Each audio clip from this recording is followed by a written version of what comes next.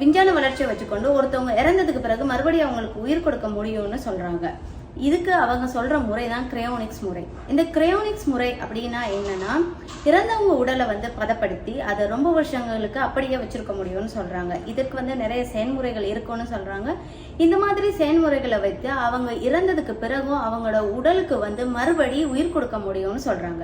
அனிதா ரிஸ்கின் அப்படின்றவங்க தன்னுடைய உடலை வந்து பதப்படுத்தி வைத்து 100 வருடங்களுக்கு பிறகு இருக்கக்கூடிய அறிவியல் மூலம் உயிர் பெறதுக்கு வந்து சம்மதம் தெரிவிச்சிருக்கிறாங்க. அனிதா ரிஸ்கின் இப்படி செஞ்சதுக்கு ஒரு காரணம் இருக்கு. ஏன்னு சொன்னா, அவங்களுடைய உடல்ல இருக்கக்கூடிய தலை, கை, கால், மார்பக பகுதி எல்லாத்துலயும் வந்து அவங்களுக்கு வந்து கட்டி வந்திருந்தது. இதனால வந்து அவங்களால இயல்பான ஒரு வாழ்க்கையை வந்து வாழ முடியல. தனக்கு தன்னோட வாழ்க்கையை வாழணும் அப்படின்ற ஒரு ஆசை இருக்கு. ஆனா என்னால இந்த வருத்தங்களோட என்னால இயல்பா ஒரு வாழ்க்கையை வாழ முடியல, எனக்கு வந்து மறுவாழ்வுன்ற ஒரு விஷயம் வேணும் அப்படின்றதுக்காக நான் கிரையோனிக்ஸ் முறையில வந்து மீண்டும் உயிர் பெறதுக்கு வந்து சம்மதிக்கிறேன் அப்படின்னு சொல்லி அவங்க 2006ஆம் ஆண்டு இறந்துட்டாங்க. அதுக்கு பிறகு இப்ப வரைக்கும் அவங்களுடைய உடல் வந்து பதப்படுத்தி வைக்கப்பட்டிருக்கிறதா சொல்றாங்க. இதே மாதிரி வந்து நிறைய பேர் வந்து தங்களுடைய உடலை வந்து பதப்படுத்தி வைங்க, எங்களுக்கு மறுவாழ்வு வேணும் அப்படின்னு சொல்லி ரெஜிஸ்டர் பண்ணி வச்சிருக்காங்க. அதாவது வந்து முன்பதிவு பண்ணி வச்சிருக்காங்க அப்படின்னு சொல்றாங்க. இப்படி முன்பதிவு பண்ணி வச்சிருக்கவங்களோட எண்ணிக்கை மட்டுமே சுமார் 5500 இருக்கும் அப்படின்னு சொல்றாங்க.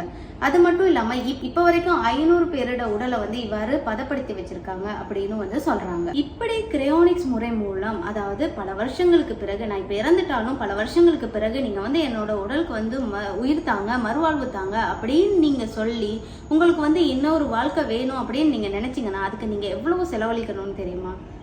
இந்திய மதிப்புல வந்து சுமார் 1 கோடி நீங்க வந்து இந்த கிரையோனிக்ஸ் முறையில வந்து உங்க உடலை பதப்படுத்தி வைக்கிறதுக்கு வந்து கொடுக்கணும். இந்த இறந்து போன உங்க உடலை பதப்படுத்தி அந்த உடலுக்கு மறுபடி உயிர் கொடுக்க முடியும்ன்ற விஷயம்லாம் ரொம்ப வருஷங்களுக்கு முன்னாடியே வந்திருக்கு. ஏன்னா எகிப்தியர்களுக்கு வந்து அவங்களோட மறுபிறவில வந்து அதிகமா நம்பிக்கை இருந்தது. இதனால வந்து இறந்த உடல்களை வந்து அவங்க பதப்படுத்தி வச்சு அதுக்காக வந்து சில மந்திரங்கள், சடங்குகள்லாம் செஞ்சு அந்த இறந்த உடல்களை வந்து என்ன பண்ணாங்கன்னா கல்லறையில வந்து அடக்கம் செய்து வச்சாங்க.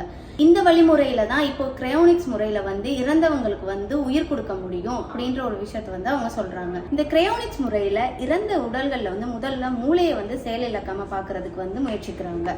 அதை தான் அவங்க முதல்ல வந்து செய்யறாங்க. ஏன்னா மூளையில தான் மனிதர்களுடைய அத்தனை நினைவுகளும் வந்து பதிவாயிருக்கும், எல்லா நினைவாற்றலும் வந்து அதுல இருக்கும். ஸோ மனிதர்கள் வந்து மறுபடி வந்து அவங்க உயிர் பெறும் போதும் வந்து அவங்களுடைய நினைவுகள்லாம் அப்படியே இருக்கணும்னு வந்து ஆசைப்படுறாங்க.